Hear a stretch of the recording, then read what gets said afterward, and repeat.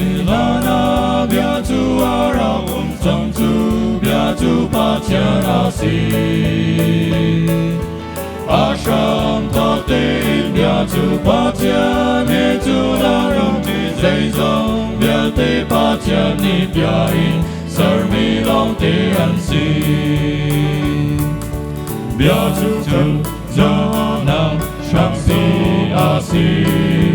zuluna nhani ti chiều na ape chiều chu mui la ka a chiều i mui na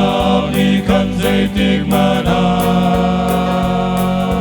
a mi ko lo chiều na ni vô lê chu a chiều đi bia chu vô lê a ra ta ama thong mi ba chen ni vô lê a ser dây dòng la na bia chu a ta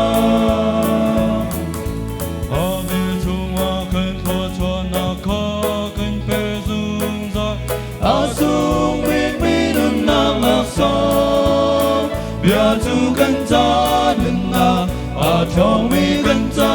chiều na sung bi ca si chu nên na bia a lia ni na na ve chu ma cho cho na ka kan pe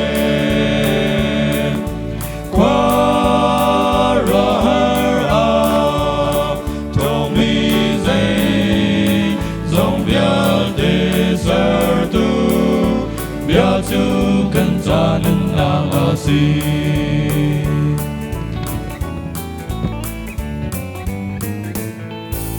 vô lê ni sa ra ra si la na bia chu a ra san tu bia chu pa cha na si asham ta te bia chu pa cha ne chu na nung ti zai zo bia te pa cha ni bia in sarmi long te an si bia chu na na sham si a si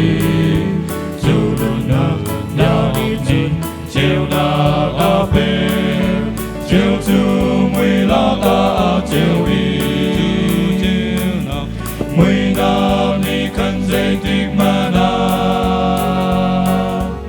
a mi ko long chiều na ni vô lê chiều đi bia chu vô lê a ra cha ama thong mi pa chen ni vô lê a ser dây dòng la na bia chu a cha a vi chu ma kan thua cho na ko kan pe zum za a sung mi nun nak lap so bia chu kan cha nên na a chong mi kan cha chiều na sung bi ca si chu nên na bia a lia nei na na ve chu ma cho cho na ka kan pe qua rồi a chong mi dây dòng bia te ser tu